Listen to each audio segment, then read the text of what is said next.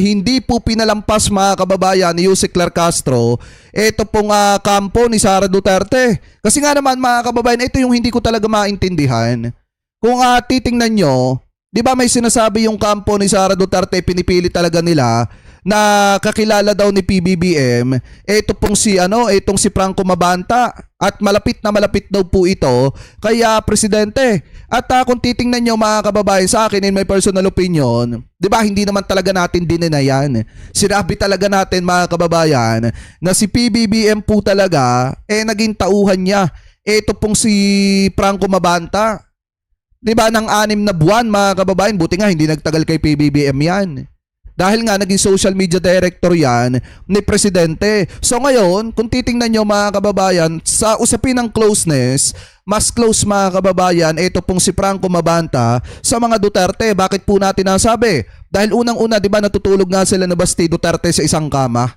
Allegedly. Ito pong si Franco Mabanta at itong si Basti Duterte, di ba natutulog nga sa isang kama yan? And then napakalapit niyan sa pamilyang Duterte. Ang isa pa dito mga kababayan, kung titingnan nyo, di ba bago na aresto, etong si Franco Mabanta, yung mga pinupost, ina-upload ng Peanut Gallery Media Network, di ba puro pabor sa mga Duterte at puro laban mga kababayan sa gobyerno.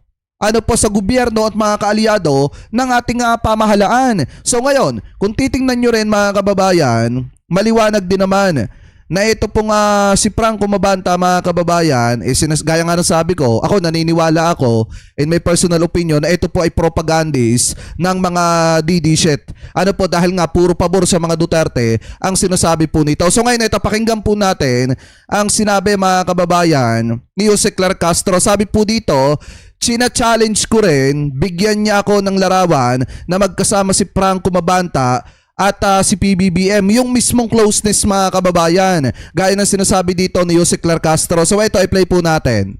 Okay, tingnan natin, kailan ba yung sinasabi nila? 2018, wala naman nagdi-deny na naging social media director. Tama. Ang Pangulo, itong si Franco Mabanta. We're talking of now. So, challenge ko rin, bigyan niya ako ng larawan na magkasama si Franco Mabanta at ang Pangulong Marcos Jr. Lalong-lalo na sa kanyang wedding kung saan ang mga kasamahan niya ay parang nagagawi sa tinatawag na DDS. At saka mga kababayan, ito yung hindi ko maintindihan Bakit tinatanggi ng kampo ng mga Duterte na kilala nila? Ito pong si Franco Mabanta. Kung tutusin, wala namang problema yan kung kilala ng mga Duterte yan o kung kilala yan ng ating mahal na presidente mga kababayan, kasi wala namang kinalaman yan sa kaso na kinakaharap ngayon ni Franco Mabanta. Ang hindi ko lang maintindihan, bakit parang ang dating doon sa mga sinasabi nitong si Harry Roque, parang di niya talaga kilala. Itong si Franco Mabanta, ganun din yung mga DD shit, ganun din na itong sina Trixie Cruz Angeles. Parang ang dating hindi nila kilala, ito pong si Franco Mabanta. Kung tutusin naman, wala namang kaso yan. Wala namang problema kung kilala ba nila or hindi nila kilala, ito pong si Franco Mabanta. Kasi nga mga kababayan, wala namang kinalaman yan sa kasong kinakaharap nitong si Franco Mabanta at ng Peanut Gallery. Wala pong kinalaman yan. Ang kaso po ni Franco Mabanta, ang kalaban niya sa kaso niya ay si Martin Romualdez, dahil nga po sinubukan niyang kikilan etong si Martin Romualdez ng 350 million pesos na naging down to 300 pa nga mga kababayan. So wala pong kinalaman niya kung kilala ba ng mga Duterte o kung kilala ba ng pamilya Marcoses, etong si Franco Mabanta. Kasi nga ang pinag-uusapan dyan, yung kaso ng pangingikil nito pong si Franco Mabanta sa isang politiko na si Martin Romualdez. Kaya nga hindi ko maintindihan bakit todo deny sila kahit obvious na obvious naman yung mga ebidensya. Ano po mga kababayan? So ngayon, ang isa pa po dyan, kung titingnan po natin, speaking of Peanut Gallery mga kababayan, may subpoena na po na inilabas ito pong National Bureau of Investigation or ito pong NBI laban po dito sa Peanut Gallery at dito po sa anchor na si CJ Hero. Sabi po dito, naglabas na ang National Bureau of Investigation,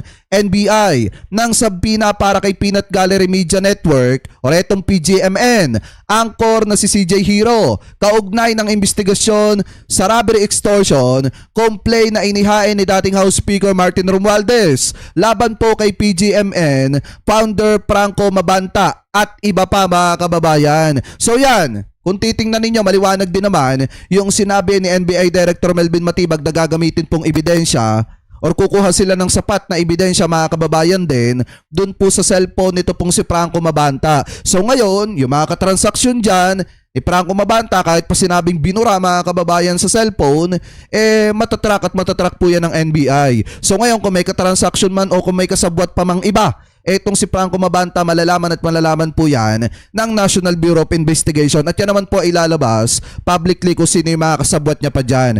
At ang isa pa dito mga kababayan, sa usaping pag-soplak ni Jose Clark Castro dito po kay Sara Duterte, maliwanag naman po mga kababayan na talagang matindi yung patutsadahan nito pong dalawa. Ano po, dahil nga kung matatandaan nyo, di ba sinabi ni Sara Duterte na hindi po siya ng bato ng laptop kasi nga hindi daw po siya marunong gumamit ng laptop mga kababayan at hindi daw po siya marunong gumamit ng computer. So ngayon, ang naging sagot po dito ni Jose Clark Castro, nais niya maging pangulo.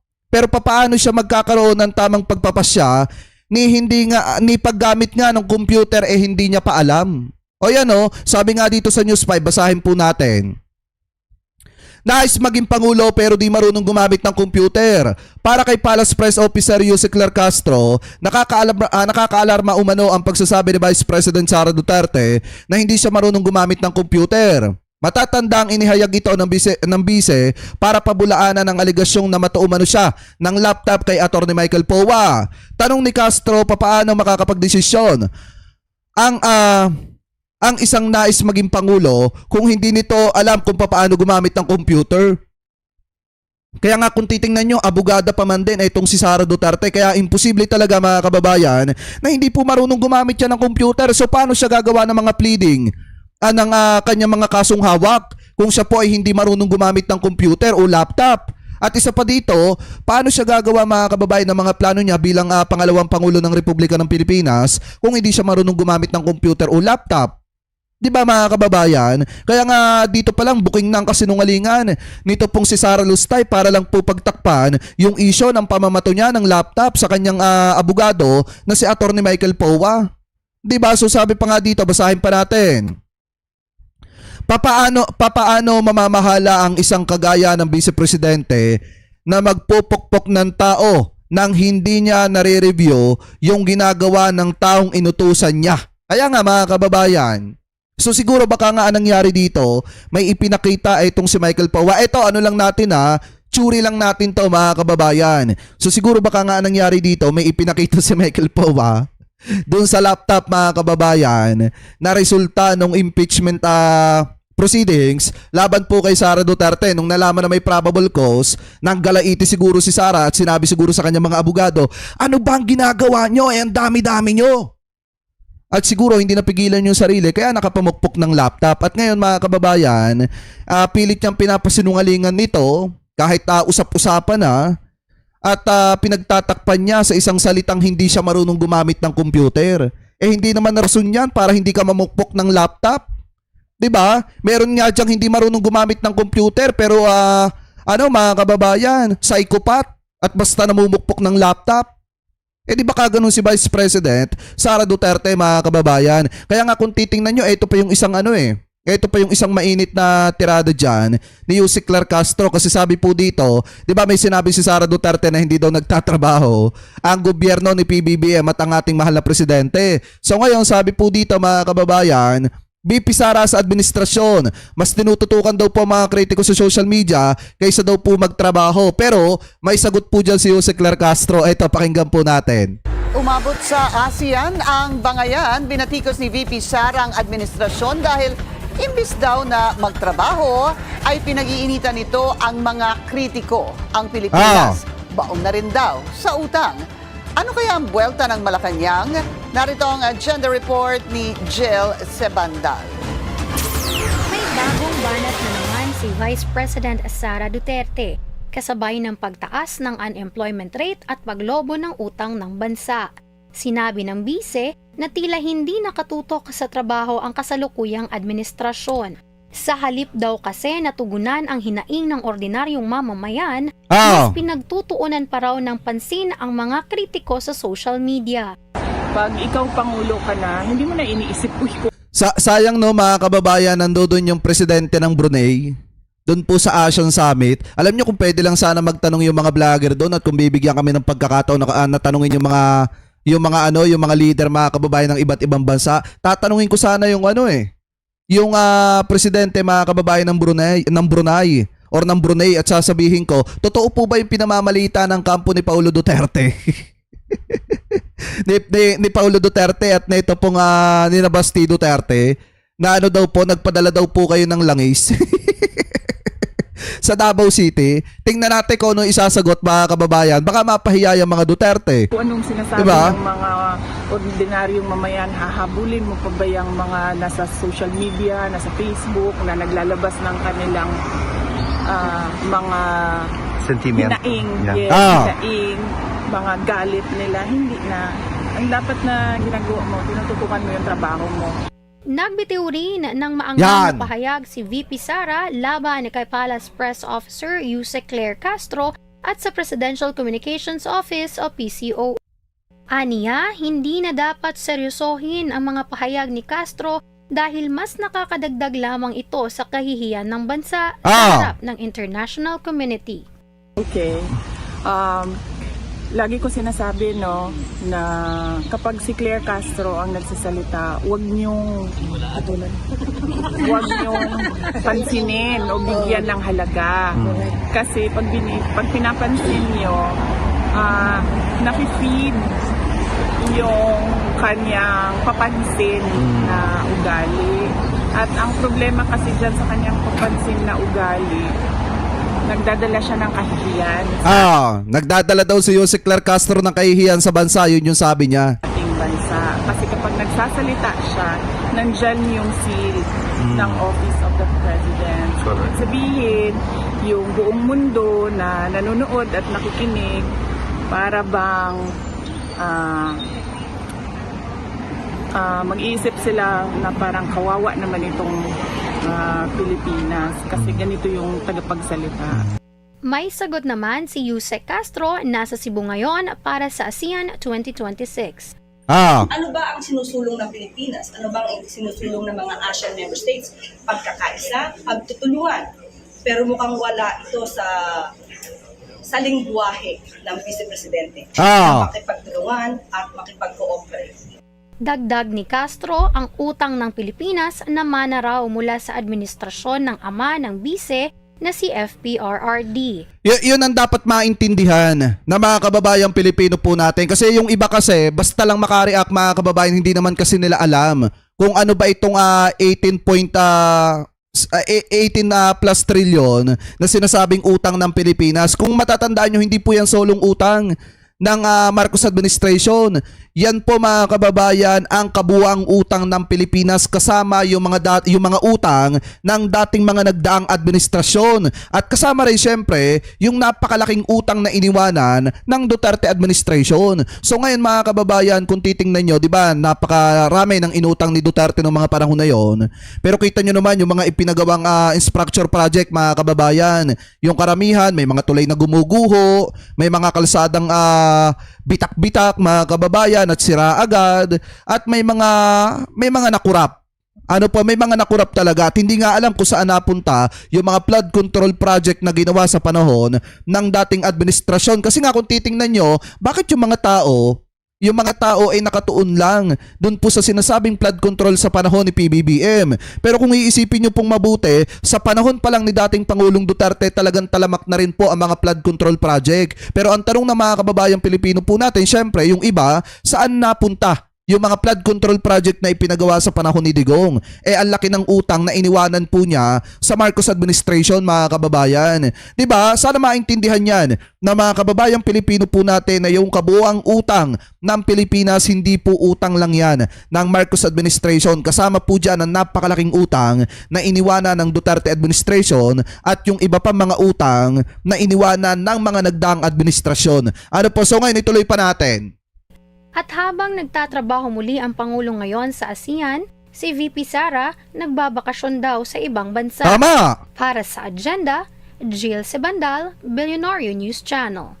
At saka, Follow sa aming mga- isipin nyo mga kababayan, di ba sinasabi ni Sara Duterte na hindi daw po nagtatrabaho ang Marcos administration. Pero kung titingnan po natin mga kababayan ang mga nagagawa ng ating mahal na presidente ng kanyang pamahalaan, malaking tulong po at kapakinabangan po ito sa mga kababayan Pilipino po natin. Lalo na ngayon kung titingnan nyo mga kababayan, meron pong isa tayong nakitang balita galing po sa Bagong Pilipinas in Action na kung saan sabi po dyan mga kababayan, kasambahay benefits alert.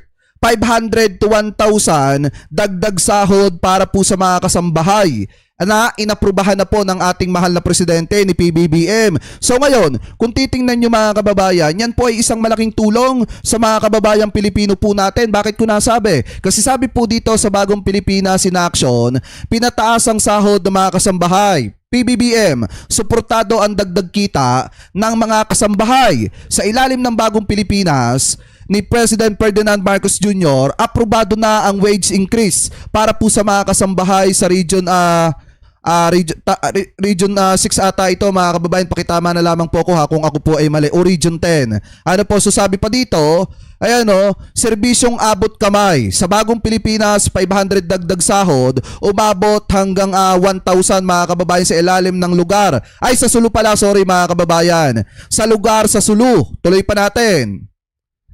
Sabi pa dito, ayan o, mas mataas na minimum wage. Simula May 20, libu-libong pamilya ang direktang makikinabang sa dagdag kita. Cities at first class, municipalities, ibang bayan sa rehiyon, sakop ang Zamboanga, Peninsula at saka po itong Sulu. So ngayon ituloy pa natin.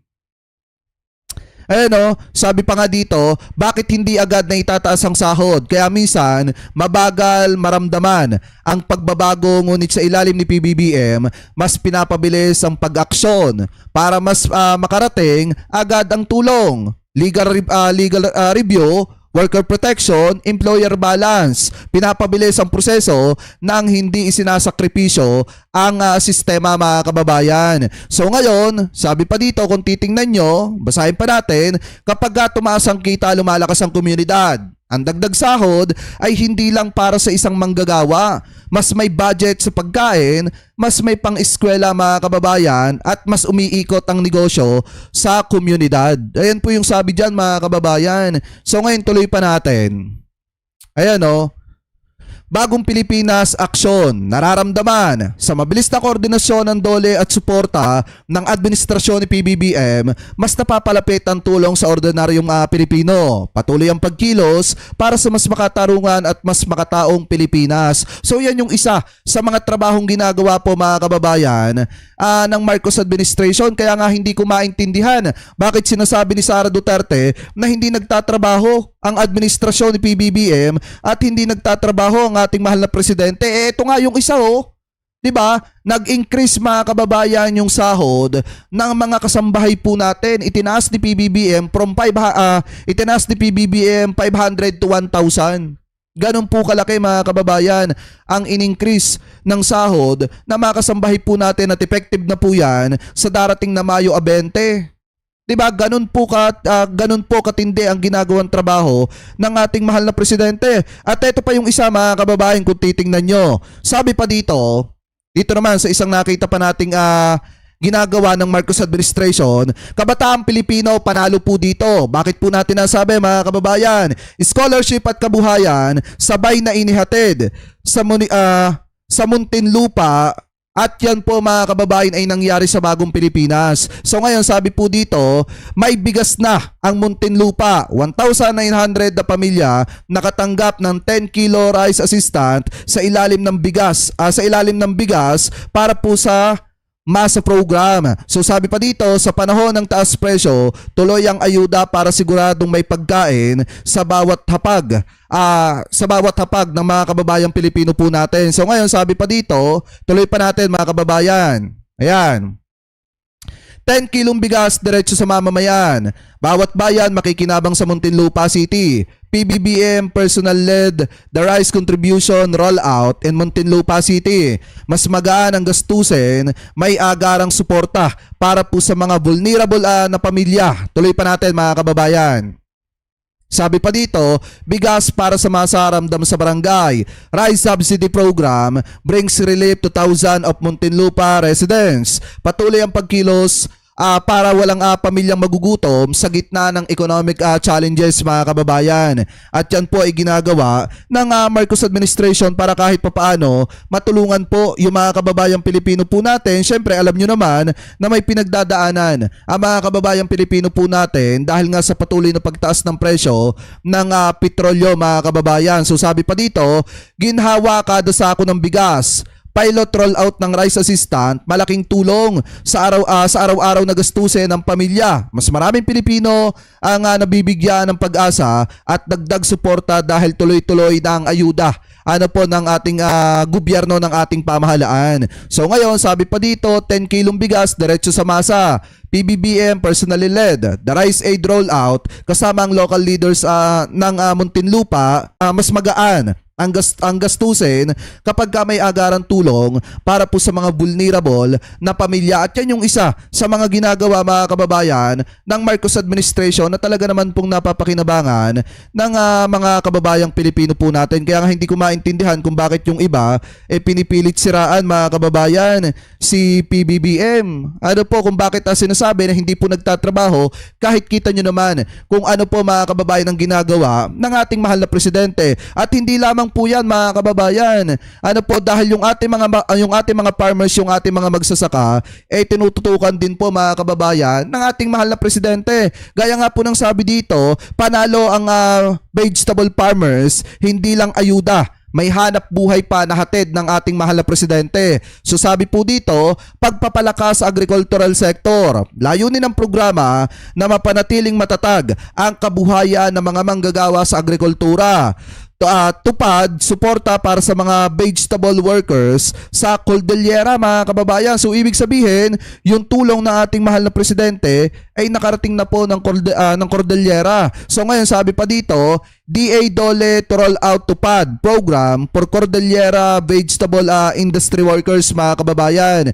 So ibig sabihin, binigyan ng tupad ng ating pamahalaan. Ano po, so sabi pa dito, mas maayos na validation process, mahigpit na verifikasyon ang ginagawa upang matiyak na patas at maayos ang pamamahagi po ng ayuda sa mga farmers po natin. So tuloy pa natin mga kababayan. Sabi pa dito, trabaho nga makakatulong sa komunidad. DA Dole to roll out Tupad program for Cordillera vegetable industry workers. Sabi pa dito, kabilang sa gawain ng seedling production, land preparation, paglilinis ng waterways at irrigation support mga kababayan. Yan yung mga ginagawang hakbang ng ating gobyerno para kahit papaano matulungan yung mga kababayan po nating magsasaka. Sabi pa dito sa balita galing po sa Bagong Pilipinas, Tupad suporta para sa vegetable workers sa Cordillera. 7,575 na kabuo ang kita. Makakatanggap ang bawat benepisyaryo ng 505 kada araw bilang pansamantalang tulong na kita mga kababayan, at yan ay malaking tulong po sa mga kababayan po nating magsasaka. Yung 505 mga kababayan na tulong ng ating pamahalaan kada araw bilang pansamantalang tulong sa mga kababayan po nating magsasaka. So ngayon tuloy pa natin mga kababayan.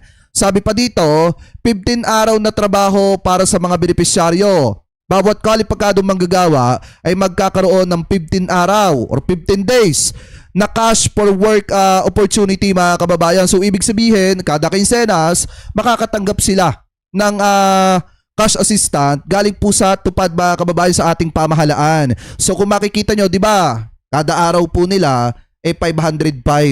And then kung aabot po yon ng 15 days, yung 505 na yon, times yun na lang sa 15 days mga kababayan, malaking tulong na rin po yon sa mga kababayan po natin na magsasaka dito po sa Cordillera. Ano po yung mga magtatanim po natin ng gulay. So parang nasa 7,000 plus yan. 7,575, pakitama na lamang po ako. Anyway, tuloy pa natin. Sabi pa dito, 100 milyong pondo para po sa programa. Naglaan ng malaking budget upang matulungan ang libu-libong manggagawa sa rehiyon. DA Dole to roll out Tupad program for Cordillera vegetable industry workers mga kababayan. Tuloy pa natin. Sabi pa dito, saklaw ang iba't ibang manggagawa. Hindi lamang farmers ang makikinabang kundi pati porters, washers, truck drivers, at trading post helpers mga kababayan. Yan po yung makikinabang doon po sa tupad na ibinibigay ng ating pamahalaan dyan po sa Cordillera. Anyway, tuloy pa natin. Sabi pa dito, direktiba mula kay Ferdinand R. Marcos Jr., isinagawa ang programa bilang tugon sa utos ng Pangulo na suportahan ang mga apektado ng kasalukuyang krisis dito po sa ating bansa mga kababayan. Tuloy pa natin. Sabi pa dito, tupad para sa vegetable industry workers. Naglunsad ang Department of Agriculture at Department of Labor and Employment ng tupad program para sa mga manggagawa sa vegetable industry sa Cordillera. So yan ba, mga kababayan, yung sinasabi ni Sara Duterte na hindi po nagtatrabaho? Kita nyo nga ang ginagawa mga kababayan ng ating pamahalaan ngayon para kahit papaano matulungan yung mga kababayan po nating farmers. Ano po, yung mga nagtatanim ng gulay at yung mga washers, drivers at iba pa. Kasi yan po yung makikinabang nito pong ginagawang trabahong ito ng ating pamahalaan. Kaya nga hindi ko maintindihan saan humuhugot yung inutil at tamad na vice-presidente natin ng balita mga kababayan na hindi nagtatrabaho ang presidente at ang kanyang gobyerno. Maliwanag nga mga kababayan na ito yung isa sa mga ginagawa ng ating mahal na presidente para kahit papaano matulungan yung mga kababayan po natin magsasaka. Kaya nga hindi natin alam saan ba humugot yan ng impormasyon na hindi gumagalaw ang gobyerno. Siya lang naman yung hindi gumagalaw mga kababayan Kasi nga mas inuuna niya mag-travel abroad, magpasarap buhay at kung ano-ano pa. Pero kayo, mga kababayan, kung kayo po ang tatanungin, ano po masasabi ninyo hingil po dito sa mga balitang ito na tinalakay po natin? Ano po ang comment at opinion po ninyo hingil po dito sa ginagawang trabaho ng ating pamahalaan para kahit papaano matulungan yung mga kababayang Pilipino po natin na farmers? So comment below na lamang po kung ano po masasabi nyo hingil po sa balita na yan.